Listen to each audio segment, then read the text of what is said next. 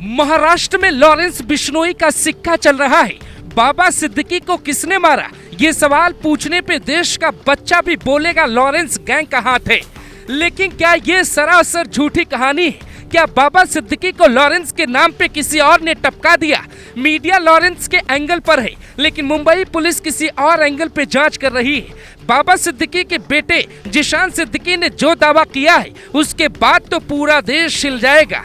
Bandra east और Bandra waste में ही बैठा है बाबा सिद्दीकी का असली दुश्मन। ये रिपोर्ट देश भर में हड़ताल मचा देगी, इसीलिए हमने लिखते वक्त गहराई से पड़ताल की है। दाऊद गैंग को मिटाने वाले सिंघम आईपीएस ने कैमरे पर पहली बार सच्चाई बता दी है, तो फिर लॉरेंस के गैंग ने बाबा सिद्दीकी की जिम्मेदारी क्यों ली?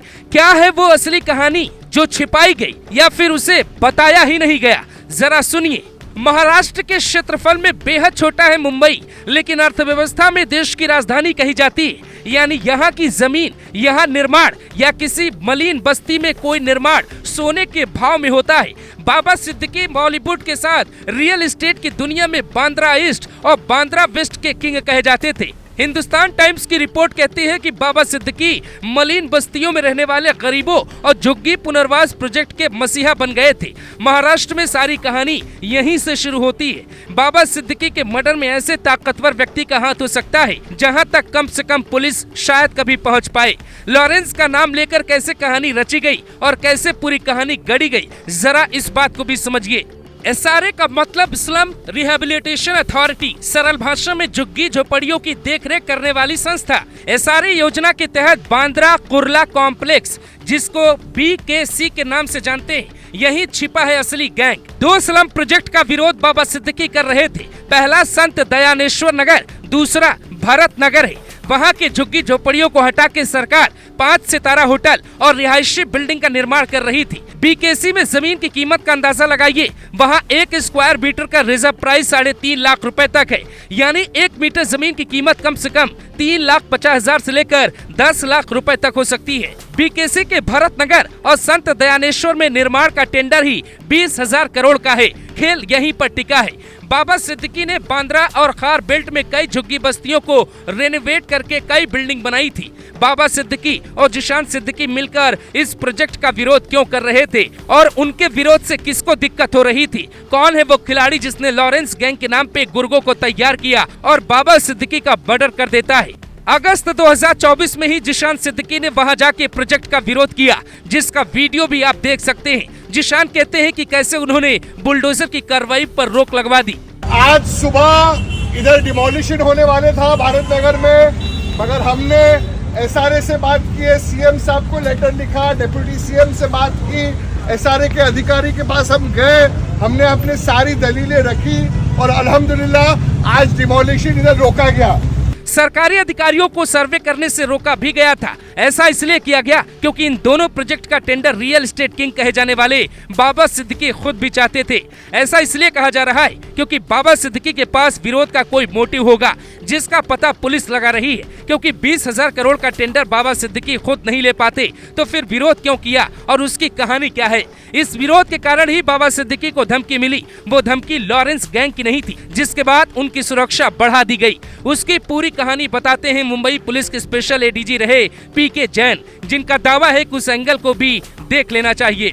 ऐसे भी सुनने में आता है कि इनके बहुत सारे प्रोजेक्ट्स हैं बांद्रा ईस्ट में, SRA प्रोजेक्ट्स में जुड़े हुए थे। इनका लड़का भी उनके साथ में जुड़ा हुआ है और कई जगह पे लोगों की नाराज़गी भी सहन की।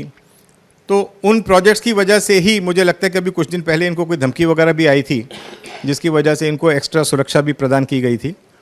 लेकिन ये ज़रूर है कि बांद्रा ईस्ट में नॉर्मली प्रोजेक्ट SRA के हों, इस तरह के प्रोजेक्ट जो हैं वो उनके प्रोटेक्शन के बिना या उनके आशीर्वाद के बिना नहीं किए जा सकते थे। तो ये उनकी जो रियल लाइफ में हकीकत है, जो मेरे हिसाब से है। साल 2006 से ही इन झुग्गियों को हटा के निर्माण की कोशिश की जा रही है, लेकिन विरोध के कारण टेंडर लेने वाली कंपनी HDIL को बैकआउट करना पड़ा था, लेकिन बीजेपी सरकार ने फिर कोशिश की तो फिर से टेंडर पर निर्माण काम शुरू हो गया। हालांकि इस बार बाबा सिद्दीकी इसका विरोध करने लगे। तो क्या कोई ऐसी कहानी है जो लॉरेंस के नाम पर खेली जा रही है? बाबा सिद्दीकी के बेटे जिशान सिद्दीकी बीबीसी हिंदी को एक इंटरव्यू देते हैं जिसमें वो लॉरेंस का नाम लेने से बचते दिखाई दिए। बीबीसी पर उन्होंने क्या कहा, जरा ये सुनिए। लॉरेंस पे सवाल पूछा गया, लेकिन जवाब एसआरए और सलाम बस्ती निर्माण पर क्यों दिया।